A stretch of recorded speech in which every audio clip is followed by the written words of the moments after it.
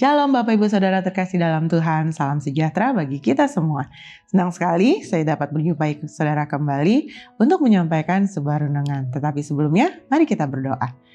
Bapa, kami mengucap syukur untuk saat ini Tuhan, terima kasih untuk kehidupan yang telah kami jalani sepanjang hari ini Bapa, dan biarlah Tuhan pada saat ini kesempatan yang indah di mana kami boleh mendengarkan kembali renungan akan firman Tuhan. Kau berkati kami Bapa, urapi kami, urapi hamba-Mu, urapi setiap umat-Mu yang akan mendengarkannya. Roh Kudus yang memimpin kami dan memampukan kami juga untuk dapat melakukannya dalam kehidupan kami sehari-hari, sehingga nama Tuhan dipermuliakan. Dalam nama Yesus kami siap untuk mendengarkan firman-Mu. Haleluya, amin. Saudara, pada saat ini tema renungan saya adalah ketika Tuhan memanggil. Nah, kenapa saya pilih tema ini? Kita sama-sama melihat di dalam Yohanes 15 ayat yang ke-16. Bukan kamu yang memilih aku, tetapi akulah yang memilih kamu, dan aku telah menetapkan kamu, supaya kamu pergi dan menghasilkan buah, dan buahmu itu tetap, supaya apa yang kamu minta kepada Bapa dalam namaku diberikannya kepadamu. Saudara, dari ayat tersebut kita dapat melihat di kalimat yang pertama dikatakan bahwa bukan kamu, bukan kita sebagai manusia yang telah memilih Tuhan, tetapi ternyata Tuhanlah yang telah memilih saudara dan saya. Nah, Tuhan memilih saudara dan saya itu saya percaya ada maksud dan tujuan saudara. Tapi sebelumnya mari kita lihat sama-sama. Yang pertama adalah bahwa Tuhan memilih kita tanpa melihat latar belakang kita. Saudara, kita tahu semua saudara bahwa kalau kita melihat orang-orang yang ada di sekitar kita, mungkin lebih banyak orang yang lebih pintar dari kita, banyak orang yang lebih hebat dari kita, banyak orang yang lebih sukses dan berhasil. Tetapi kenapa kita yang dipilih oleh Tuhan? Kita bersyukur saudaraku, karena Tuhan tidak pernah melihat hal-hal lahiriah seperti itu. Tuhan tidak pernah melihat latar belakang seseorang. Mungkin banyak orang yang berkata saudara ya, kenapa seorang pendosa kok bisa dipakai oleh Tuhan? Kenapa orang jahat yang dulunya sangat-sangat jahat, saudara, kita tahu banyak kesaksian di mana Tuhan sanggup untuk mengubahkan orang-orang yang tadinya mungkin melakukan berbagai macam kejahatan, bahkan mungkin ada orang-orang yang tadinya sudah pernah masuk ke dalam lembaga pemasyarakatan saudara, tetapi akhirnya dia bertobat dan menjadi hamba Tuhan yang luar biasa. Tuhan bisa memakai orang-orang seperti itu. Nah, kita lihat sama-sama Tuhan bahwa di dalam Markus 2 ayat 17 ya, ketika Tuhan tidak melihat latar belakang seseorang, dasar firman-Nya adalah ketika Yesus berkata seperti ini di dalam Markus 2 ayat yang ke-17. Yesus mendengarnya dan berkata kepada mereka, bukan orang sehat yang memerlukan tabib, tetapi orang sakit. Aku datang bukan untuk memanggil orang benar, melainkan orang berdosa. Jadi ketika Tuhan memanggil seseorang, saudara, Tuhan bukan memanggil orang yang benar, tapi orang-orang yang berdosa.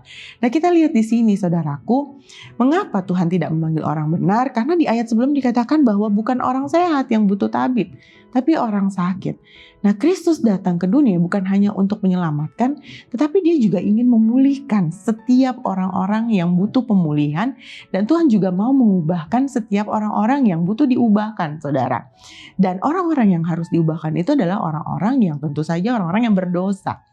Nah, saya teringat gitu ya, bagaimana ketika Tuhan memilih murid-murid yang pertama bahwa mereka adalah nelayan, saudara.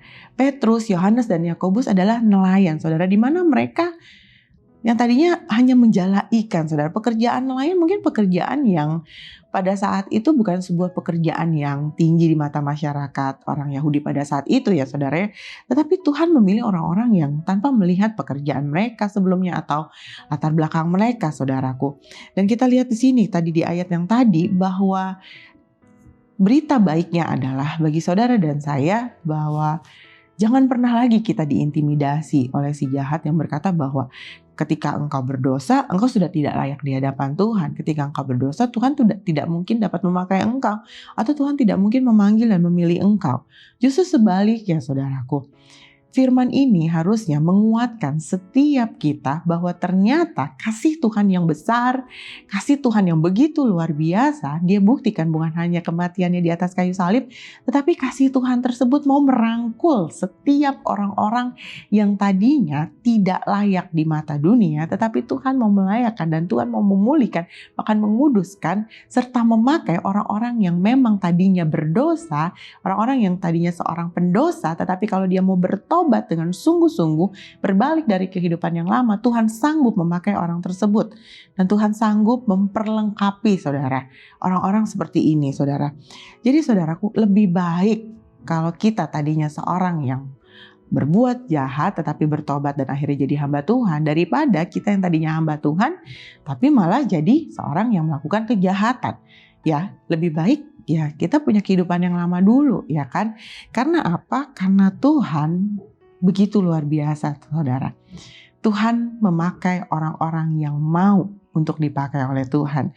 Jadi kita lihat sama-sama saudaraku bahwa ketika Tuhan memanggil seseorang, Tuhan tidak panggil orang yang benar, tetapi dia panggil orang yang berdosa. Karena biasanya orang yang merasa dirinya benar, mereka tidak butuh Tuhan. Iya kan? Orang yang merasa dirinya hebat, mereka tidak butuh Tuhan. Tetapi ternyata justru orang-orang yang merasa dirinya berdosa dan tidak layak, merekalah yang butuh Tuhan. Mereka perlu Tuhan untuk membalut setiap luka mereka, untuk memulihkan setiap keadaan mereka, saudara. Itu yang pertama, saudara. Jadi ketika Tuhan memanggil seseorang, Tuhan tidak pernah melihat latar belakangnya. Nah, yang kedua, saudaraku, ketika Tuhan memanggil seseorang atau ketika Tuhan memanggil kita, yang kedua adalah Tuhan memanggil kita dengan sebuah tujuan. Nah, masing-masing orang, saudaraku, ada sebuah tujuan atau satu tujuan dari Tuhan, saudara. Jadi ketika Tuhan menciptakan manusia, itu bukan untuk supaya memenuhi bumi saja gitu ya. Atau dengan kata lain ya, bahasa ininya menghabis-habiskan air gitu misalnya. Atau apalah gitu dengan kehidupan yang ada di dunia ini gitu. Tetapi ada tujuannya, itu apa? Untuk memuliakan nama Tuhan.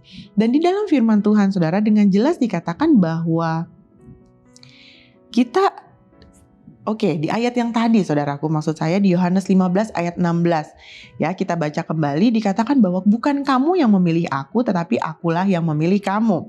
Dan aku telah menetapkan kamu supaya kamu pergi dan menghasilkan buah. Dan buahmu itu tetap. Nah saudara, ada kata apa? Supaya kamu pergi dan menghasilkan buah dan buahmu itu tetap. Nah dari ayat di sini saudaraku, berarti kita harus menghasilkan buah. Jadi tujuan Tuhan menciptakan kita bukan hanya memuliakan nama Tuhan, tapi kita pun harus menghasilkan buah selama kita hidup. Dan di dalam Matius 3 ayat 8 dikatakan, jadi hasilkanlah buah yang sesuai dengan pertobatan. Nah ketika engkau percaya kepada Tuhan, ketika engkau bertobat, ketika engkau mau hidup di dalam kebenaran Tuhan, berarti ada sesuatu yang harus engkau hasilkan sebagai bukti bahwa engkau sudah sungguh-sungguh benar-benar bertobat dan hidup di dalam Tuhan. Nah salah satunya adalah ya kehidupan yang berbuah itu, saudara. Nah berbuah di sini adalah berarti ketika apapun yang kau kerjakan, apapun yang kau hasilkan, itu memuliakan nama Tuhan dan Tuhan dapat menikmatinya dan orang lain pun dapat menikmatinya, saudara. Engkau dapat menjadi berkat bagi orang lain. Ya, jadi ketika engkau melakukan sesuatu, orang lain dapat memuliakan nama Tuhan. Orang lain dapat merasakan bahwa ternyata ada orang-orang yang penuh kasih, misalnya ada orang-orang yang penuh dengan kebaikan. Gitu. Orang-orang dapat merasakan hal tersebut dari apa yang engkau lakukan. Itu yang paling penting, saudara.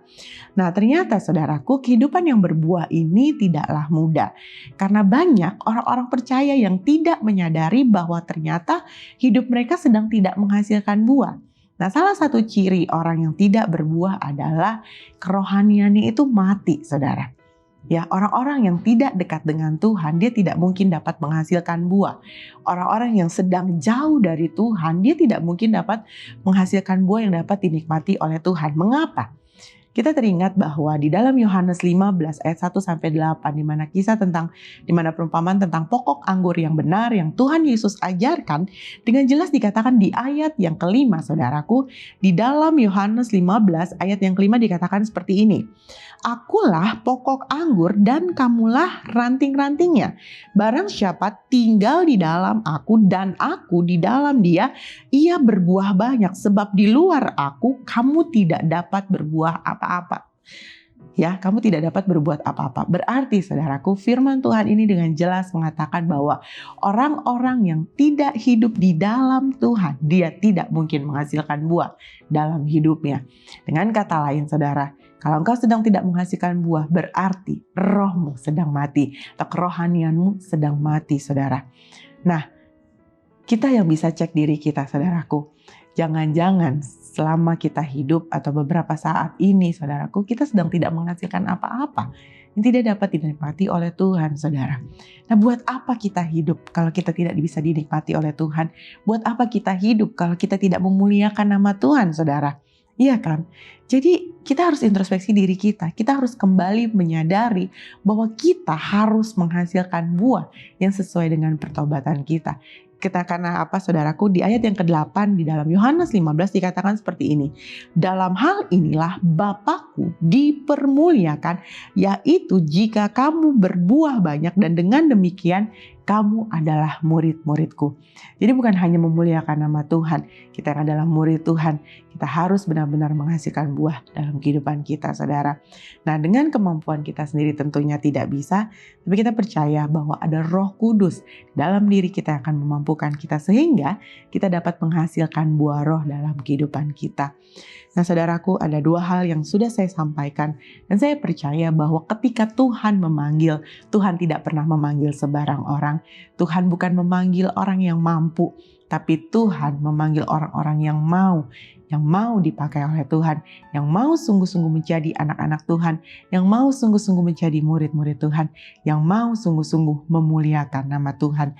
Tuhan tidak pernah melihat latar belakang saudara. Tuhan melihat hatimu. Manusia mungkin melihat rupa, tetapi Tuhan melihat hati dan kita bersyukur akan hal itu, saudara. Karena itu jangan pernah lari dari Tuhan, jangan pernah lari dari panggilan Tuhan. Bersyukurlah karena Tuhan tidak pernah salah memilih orang. Demikianlah firman Tuhan pada saat ini, saudara. Saya rindu kita semua adalah orang-orang yang tetap mendengar dan tetap dengar-dengaran akan Tuhan, tetap taat sama Tuhan, akan panggilannya dalam kehidupan kita. Mari kita berdoa. Bapa, kami mengucap syukur untuk saat ini Tuhan. Kami mengucap syukur untuk firman yang telah kami dengar. Kami sungguh bersyukur bahwa kami adalah orang-orang yang telah dipilih oleh Tuhan dan telah ditetapkan oleh Tuhan. Dan itu adalah sebuah anugerah yang luar biasa dalam kehidupan kami. Terima kasih Tuhan Yesus. Aku serahkan setiap kehidupan anak-anakmu ke dalam tangan-Mu. Biarlah Roh Kudus Kau yang memimpin, membimbing, dan memulihkan setiap kehidupan kami semua. Dalam nama Yesus kami bersyukur. Haleluya. Amin. Tuhan Yesus memberkati. Shalom.